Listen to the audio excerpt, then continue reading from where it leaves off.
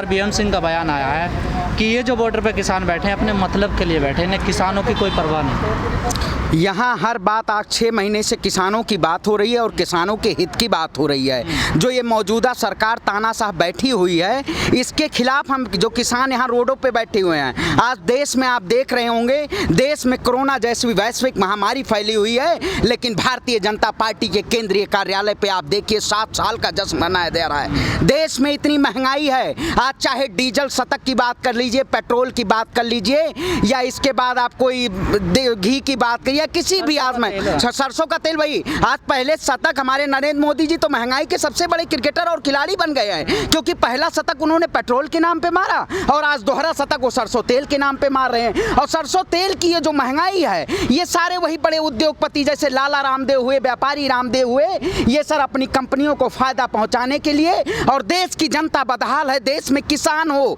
या छात्र हो, 7 साल बेमिसाल कैसी बात करते हैं? ये सिर्फ और सिर्फ 7 साल बदहाल की बात करते हैं। इस सरकार से जनता त्रस्त है और त्राहिमाम कर रही है, लेकिन सरकार अपने आप को जश्न मना रही है। त्राहिमाम कितना करे, वोट तो फिर भी देती है ना। त्राहिम आप देखिए, आप बताइए, धर्म और मजहब के नाम पे जिसके दिलों में है उसको कहा जा सकता है ना, लेकिन इनके दिमाग पर चढ़ चुका है। ये दिमाग पे ये जहर हो गया है। ये जहर पालक के अंधभक्त की बात करते हैं। अंधभक्त तो अपने बाप को बात कहने के मजबूर है, वो बाप को बाप नहीं मानते। अब उनका क्या करेंगे ऐसे व्यक्ति का? आप इंटेलेक्चुअल लोगों की आवाज़ों को दबा रहे हैं। आने वाले वक्त में ये भारतीय जनता पार्टी जो काम कर रही है, डेमोक्रेसी वर्सेस ऑटोक्रेसी का काम होगा। यही आप समझिए, जब न्यूयॉर्क टाइम्स जब न्यूज़ देता है कि हिंदुस्तान में 42 लाख लोगों की से मौत हुई है, तब इनको मानना नहीं होता है। लेकिन जब यही एक सर्वे में कल दिखाया जाता है कि सबसे ताकतवर प्रधानमंत्री हैं, तब इनको वहां पे मान लिया जाता है कि अच्छी खबर है। अरे ये तो सिर्फ और सिर्फ सत्ता के वो हैं, और इनको सत्ता का मोह, जो सत्ता के लिए बैठे हुए हैं, उनको देश हित में नहीं ये बात कर रहे हैं। ये सिर्फ और सिर्फ लोगों के खिलाफ जुल्म की बात कर रहे हैं, और जो जुल्म ढाया जा रहा है। आज शिक्षा स्तर, साक्षरता के नाम पे देश में अगर योग्य लोग होंगे तो डेमोक्रेसी भी मजबूत होगी, लेकिन ये सरकार वही चाह रही है कि सिर्फ और सिर्फ लोगों को, युवाओं को। आपने कल देखा होगा नताशा नरवाल जो एक एक्टिविस्ट, सोशल एक्टिविस्ट है, उनकी आवाज को ये दबा दिया जाता है, उनको जेलों में वो किया जाता है, बंद कर दिया जाता है। क्रांतिकारियों को जेलों में बंद कर दिया जाता है, युवाओं को जेलों में बंद कर दिया जाता है, लेकिन जिसके ऊपर आपराधिक मुकदमे हों, इनको आज जेल के बाहर और संसद भवन और विधानसभा में बैठे हुए हैं। ये सरकार ऐसे सत्ता की बात करती है। एडीआर की रिपोर्ट कहती है सबसे ज्यादा भ्रष्ट भारतीय जनता पार्टी में है विधायक। 117 अपराधी विधायक हैं इस समय। एडीआर की रिपोर्ट देख लीजिए। ये सिर्फ और सिर्फ जुल्म की सरकार है। लेकिन पांडे जी, सुधार कैसा होगा इन चीजों में? सुधार होगा, सुधार यही होगा जब जेपी आंदोलन, जब बहुत उस समय इंदिरा गांधी की सरकार थी, उस वक्त भी जनता का जनादेश था।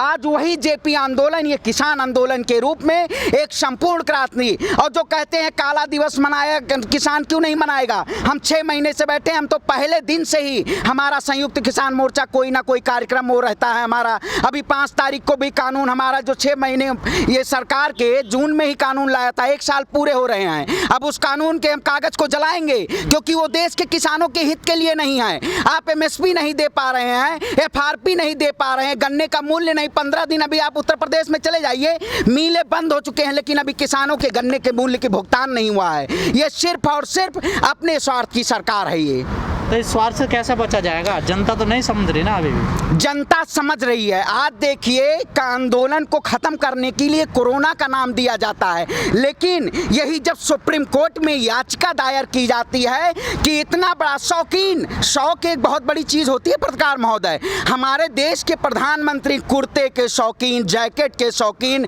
उनको नया पार्लियामेंट चाहिए, नया प्रधानमंत्री भवन चाहिए उनको, और नया अपने लिए हेलीकॉप्टर चाहिए। ये सिर्फ और सिर्फ नहीं, शौक पूरा हो रहा है। जनता के टैक्स के पैसों से जनता रोड पे चल रही है। आज कोई भारतीय जनता पार्टी का ना विधायक ना सांसद इस वक्त रोडों पे नहीं है, वो देश में सेवा नहीं कर रहा है। कल आपने देखा होगा मध्य प्रदेश की एक फोटो आई है, उसमें एक रोड पे तो आप आने ही ना देते ना, किसी सांसद एमएलए का विरोध करते हैं, कुछ करने भी विरोध जब आप कर्म नहीं, जनता विरोध कर रही है, रोड पे उतर नहीं, सेवा क्या करते हैं आप? सिर्फ और सिर्फ जनता, आपको विधायक किस लिए बनाया जाता है?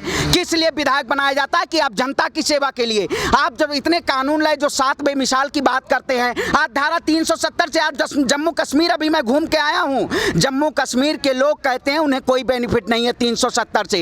ये सिर्फ और सिर्फ स्ट्रीम मीडिया में दिखाया जाता है। स्ट्रीम मीडिया जो वही ये सिर्फ और सिर्फ सरकार की बात करती है। आज तक पे चाहे अंजना ओम कश्यप हो, चाहे चित्रा त्रिपाठी हो, स्ट्रीम मीडिया की बात कर लीजिए, ये सिर्फ और सिर्फ सरकार की चाटुकारिता की जाती है, कोई देश हित की बात की जाती है। वही एक तंत्र और लोकतंत्र के बीच में आने वाला समय वही हो जाएगा जैसे आप चीन में जो शासन है वही भारतीय जनता पार्टी यहाँ करना। जी बातचीत से रास्ता निकलेगा ना, बातचीत से 11 दौर की बातचीत। मैं कहता हूँ बातचीत से रास्ता क्या, तीनों काले कानून आप कह रहे थे 11 दौर की बातचीत हुई, वाराणसी में प्रधानमंत्री नरेंद्र मोदी जी जाके कहते हैं कि नहीं कानून वापस होगा। किसान जब चाह रहा है कि हमारे एमएसपी और तीनों काले कानून आप वापस लीजिए, एमएसपी पे गारंटेड कानून बनाइए, आप क्यों, अगर किसान हित की बात करते हैं तो किसान की मांग क्या है? किसान की मांग यही है कि आप तीनों काले कानून वापस के दीजिए। अरे भाई आप क्या जाएगा, अभी हम लोग यहाँ पे बैठे हुए हैं, अगर हमारे तीनों काले कानून वापस कर लेंगे हम लोग अपने घर चले, आप भी तो बाद में कानून वो कर सकते हैं, जैसे कहते हैं आप चले जाइए आंदोलन बाद में चालू कर दीजिएगा।